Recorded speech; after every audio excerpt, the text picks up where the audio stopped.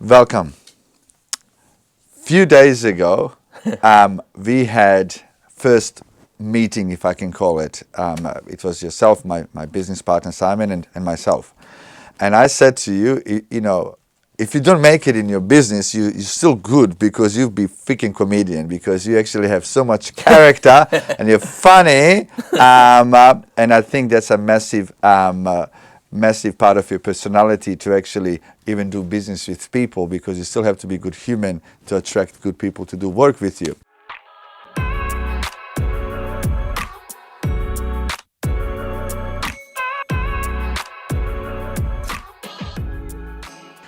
Who is sitting in front of me? Well, I would say there's two D's. I'm dumb and deep. I'll be a dumb and deep.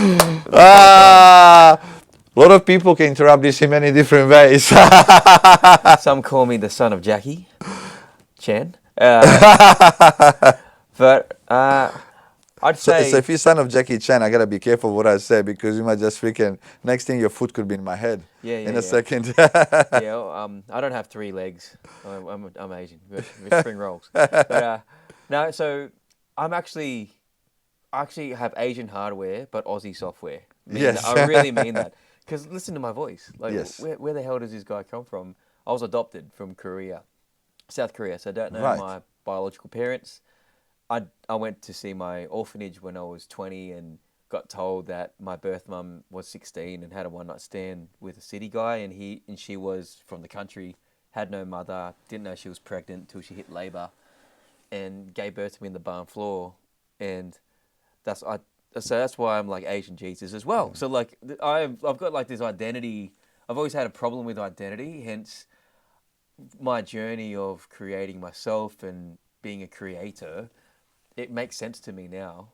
But I was quite lost as a kid because my parents look like you. Yes. They look Yes. like they kidnapped me. Yes. Yes. Two white people, like Hillary and Bill, with Yes. this little Asian kid. I'm like, hey, did you guys take me? As long as you look after me, I don't care. But that is interesting. I had extremely tough childhood, very tough childhood, and looking back from where I am today, I'm almost grateful that I did.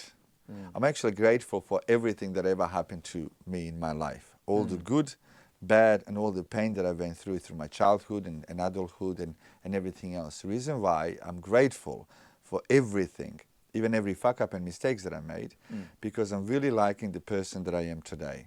Yeah. And not many people can ever say that. I know I'm loving the person I am today. And all of those things that happened to me in my life have made me who I am today. And if everything was perfect, maybe I'd be an asshole now, another one. And there's enough assholes in the world that we don't need another one. And I know I'm very good human. I know that I'm grateful. But when I look back now, everything happens for a reason. Maybe I know I'm a good person now, but maybe I am because I went through all that shit. And I like to think at age 44, I just turned 44, that I'm a good judge of character when I meet people.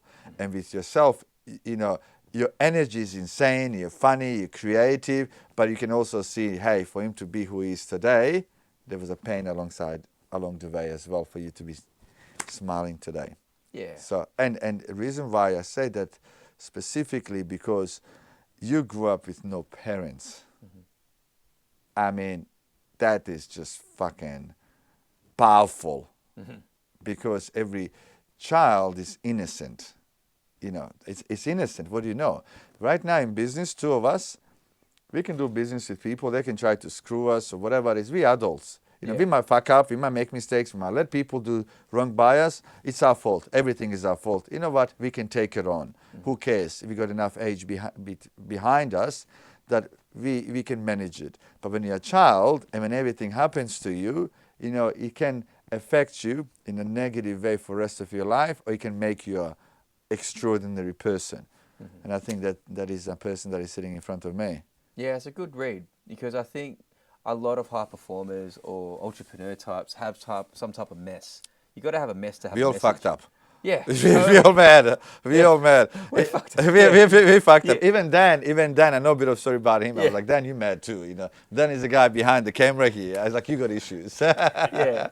Yeah, he's a psycho. No, I love Dane, my brother. But you got to have a mess to have a message, right? Yeah. And you got to go through test to have a testimony. And I've interviewed people too, and a lot of my clients that are celebrities or CEOs, I have had the honor to ask them how the hell they got there, and majority of them have not been fed a silver spoon. No. So where Quite they have, opposite. quite opposite, yeah. Yes. It's like some have had. One client of mine, her parents were heroin addicts. Yes. And she parented her kids at age of 5. So where you lack as a kid, you have to become self-sufficient out of survival. So is it any wonder that you might become more decisive earlier on in life than someone else? Yes. Because when you were a kid, you were making your own sandwiches at age 6. Yes. So so survival looks like self-sufficiency Yes. to the outside world, but Yes. it was sink or swim. Yes. And you clearly, you know, I always say your mind is your best friend and your biggest enemy. And specifically at a young age, even today, it's up to us which path we want to take. You know, and you had every reason to beat yourself up and not get anywhere in your life. I agree. You know, every reason, because, you know, there's two parts of our brain. One is telling us you can't do this, you're not good enough. And one, like, fuck it, just go for it, you know. And whichever way you go, you're right. Whatever brain is telling you, because you convince yourself of the bullshit that we tell ourselves, I guess. You chose the right way. Today, I am interviewing you in your own studio that you actually own in the middle of the Sydney. That is not cheap. Nope. You have creative business, if I can call that. You have creative business, and you're smiling.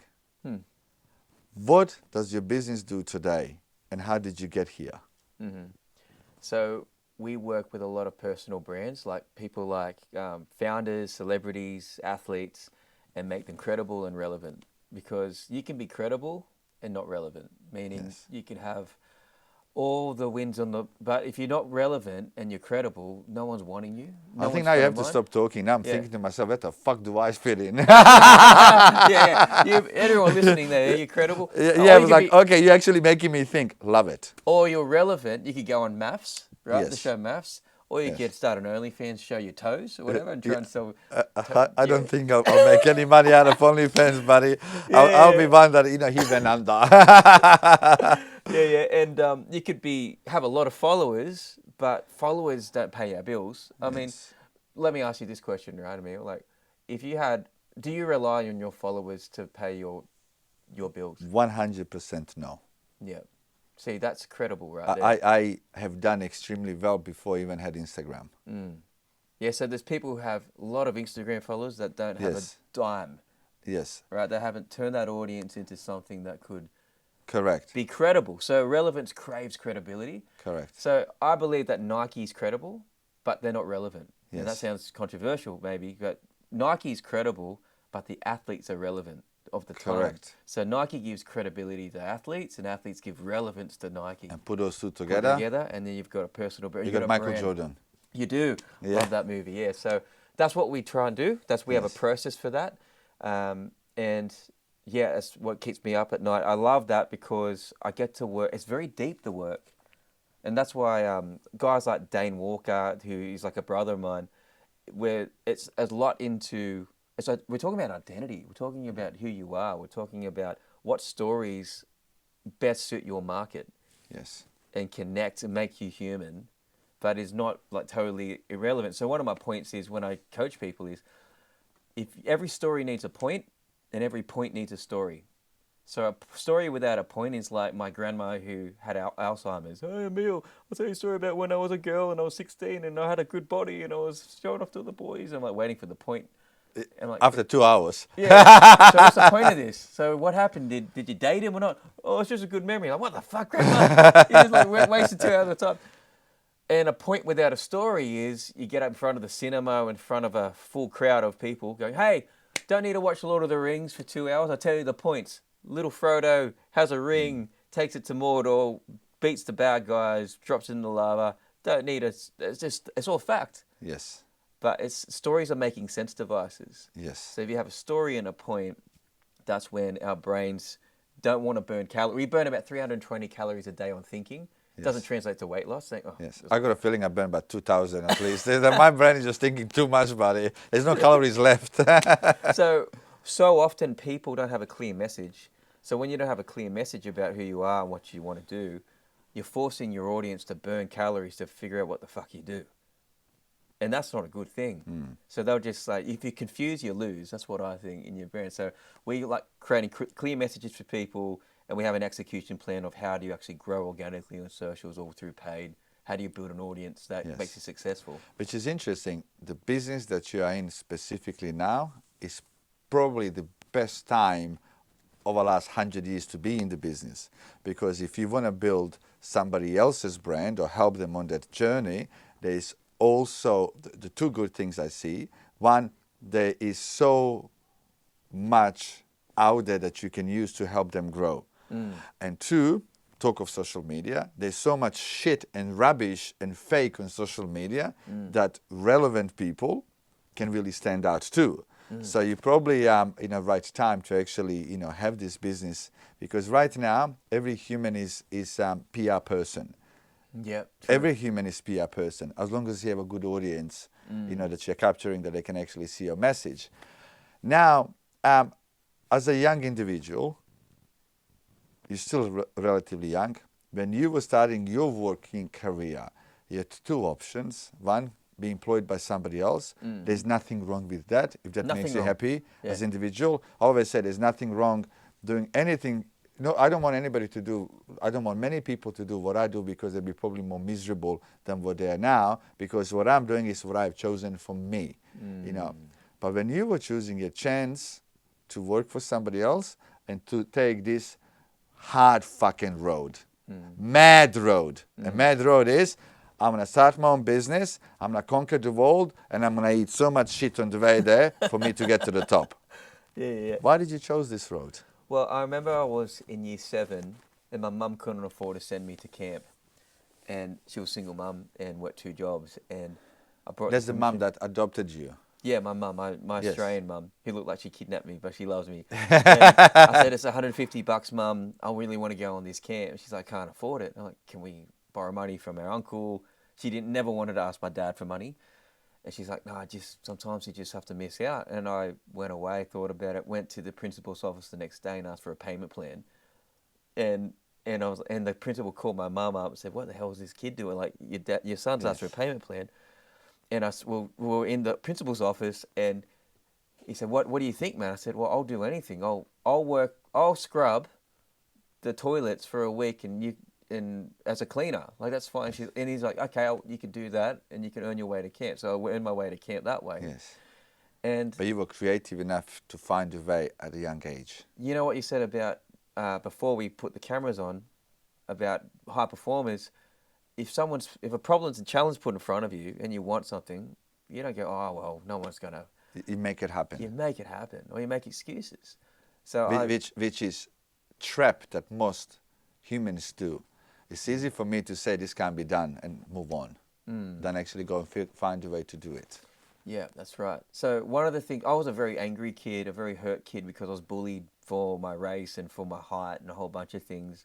So I learnt martial arts as a kid and realised quickly you can't just Jackie Chan people in the head when they say something bad. It gets you in trouble with the 3 Ps. You want to, you want to, and I did as a kid. I was like, oh, you would say something to me, I'll slap you in the head. Yes. So I was in trouble with my parents, the principal, and warned about the police as a teenager. So one of the best things that helped me process that in a healthy way was playing guitar and singing and recording music and doing film.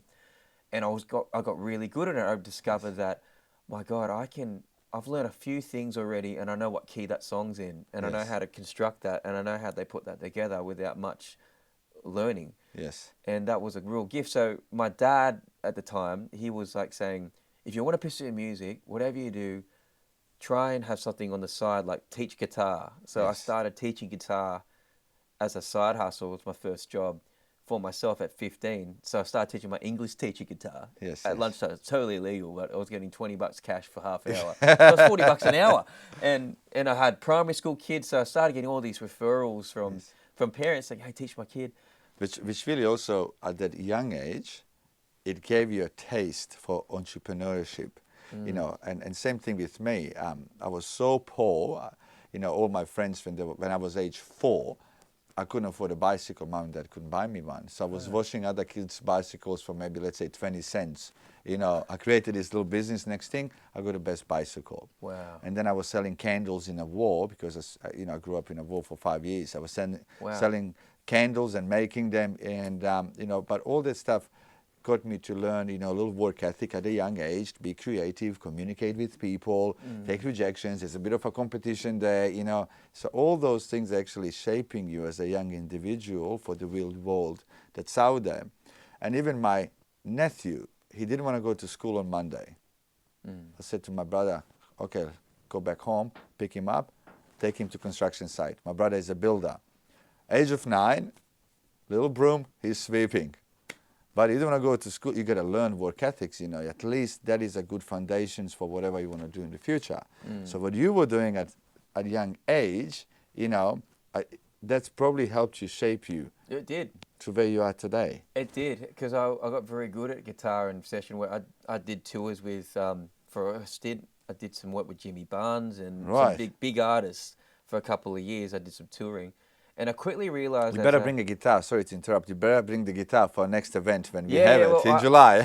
My friends call me Chong Maya. So Dan, remember this. We need a freaking guitar, okay? Yeah, I'm a shredder. So, but what that taught me was a couple of things. One was I had to be a performer, and to be a performer, you have to compete with other people to get gigs, to be out. So I recognized you need to be seen, to be known, to be chosen. Yes. Seen, to be known, to be chosen. And I had to deal with being judged very quickly because you're on stage in front of people. I did my HSC, shredded behind my head and played with my teeth with Jimi Hendrix and we got really top marks for music. But I was hated for it because sometimes success, people project their own insecurities on successful people. Yes. In this country, we have tall poppy. So if you're successful... Massive tall poppy syndrome. People go like, oh, like...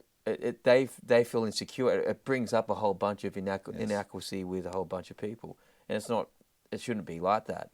Like in America and other places, you celebrate people. Yes. So I experienced that as a kid, but it made me tough because I had to learn how to pitch. I had to learn to be a manager / the creative, and that was tricky because I've worked with people who are like the artists, like the Guy Sebastians and things. Who, unfortunately, Guy's manager ripped him off $1 million and he's in prison now. So. Often the creative gets used by the manager because it's that split. So I had to do that early on and got myself on tours, got myself paid. But you also learn every aspect of it. That's exactly right. So that was my MBA in the bit. I didn't do well at school. My academic marks didn't reflect my intelligence. Because I thought I was just this. We'll get along, you know. I was the same. You know, when he said dumb and deep, I was like, I'm fucking everything. Double D, baby. Double D. Yeah, man. But, and here we are today. Would you say the journey has been easy? No, but it's been worth it, definitely. In Japanese martial arts, there's a principle that says like it's honorable to seek out a worthy opponent. So you're intentionally going out to fight people that are better than you. So in anime movies, Pokemon, or One Punch Man, they're all seeking someone, who can I fight that's better than me so that I know my limits, I can be pushed, I can become a master. So in order to be a master in Japanese martial arts, you must find people who are better than you to be able to spar and improve. And that's what I found in my life so far is, if there's one thing I've learned is, if you want to grow, you got to be around people who are going to pull you up on shit. Yeah, you can't get away. Like, if you're around yes people all the time, you can't progress yourself. Yeah, you're in an echo chamber. So there's a problem with a lot of business people in general. Maybe this is what stops them to go further. They think they know it all. They think they know everything. Always say, I know fuck all. You know, what my strength is, I mean, there's a saying, I'm a chess player. And, you know, all my family, my uncles, and they're all phenomenal chess players. And the only way I learned how to play chess because I constantly was playing against better chess players. They challenged me. They got me to think, to be creative because I wanted to get to their level and beat them. Awesome. And beat them. And even, you know, today, somebody asked me the other day, who's your mentor? They asked me that question. And so they were, you know, thinking I'm going to pick one creative person who the mentor is. And I said, I'll tell you who my mentor is. Every person I meet every single day. Every person. Because there's no human that we can meet that we cannot learn something. Isn't that, I said, isn't that beautiful that everybody's my mentor? Everybody I meet. That, like, you guys are my, yourself and Dane are my mentors in craft that you're extremely good at. So I'm learning from it. Then I might, you know, for example, yesterday there was a doorman in this hotel in Melbourne, Crown Towers. So I was waiting for my driver to come and pick me up and take me somewhere. And this doorman, I was talking to him. He was probably one of the top 3 nicest people I met in my life that I judged in 10 minutes conversation. He put me on the spot for me to think maybe I need to be even nicer to humans. So what did I learn from him? Not how to make $1 billion, but he, in a split second, you know, I like to think my feet on ground and I'm humble. He really got me to see life from different perspective and maybe even be even nicer if I can be. So what can I learn from him? A lot. So he's my mentor too. Do you know what I mean? Yeah. So every human that we meet is a mentor, but we just got to be open-minded to actually learn from people and not think we know everything. Yeah, Socrates said that he was the wisest man in the world because he claims to know nothing.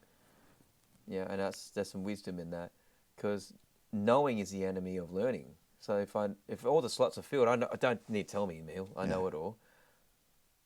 You know your way, but who says that what I know it can at least add to your knowledge and make it even better? Yeah. Do you know what I mean? I mean, we all know how to do certain things, but you know, it doesn't mean that we can't learn a little bit more as well. This quick interview was for people to get to know yourself. You're a good human. I actually look forward to working with yourself and Dan. We got some big things that we are planning now, and I'm very grateful that I have met you, and I'm very grateful that Dan has put us together, and because I'm such a sucker for good humans, and you know, not that there's not enough good people around. I think there's amazing people out there. But every time I find a good human, I'm like, fucking, you mine now. And because I'm a sucker for good energy, you know, and good humans, because that makes my life rich as a person. And I look forward to sharing good questions that we have for you with our audience as well, so they can learn stuff from your craft. Yeah, thanks for having us, Emil. Thank you.